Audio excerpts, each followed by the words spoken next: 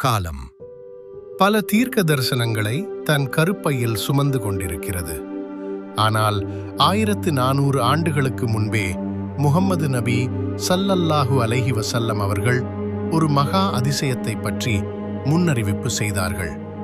அது வெறும் ஒரு நிகழ்வல்ல, அது ஒரு யுகத்தின் அடையாளம்.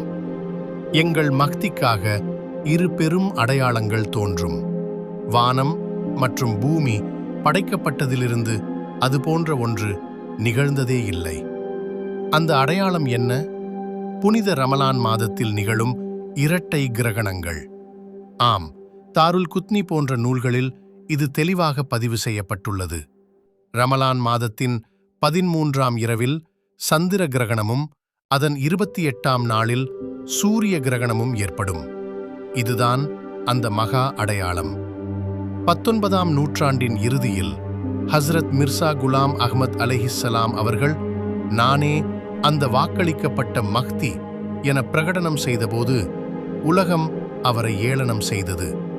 உமது வாதம் உண்மையானால் அந்த விண்ணுலக அடையாளம் எங்கே என சவால் விட்டார்கள். அவர் இறைவனிடம் கையேந்தினார். சரியாக 1894ஆம் ஆண்டு ரமலான் மாதத்தில் அந்த அற்புத கிரகணங்கள் நிகழ்ந்து அவருக்கு சாட்சி கூறின.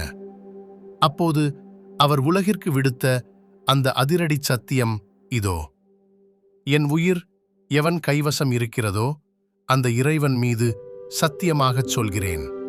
எனது உண்மைத்தன்மையை உறுதிப்படுத்தவே இறைவன் இந்த அடையாளத்தை வானில் நிகழ்த்தினான்.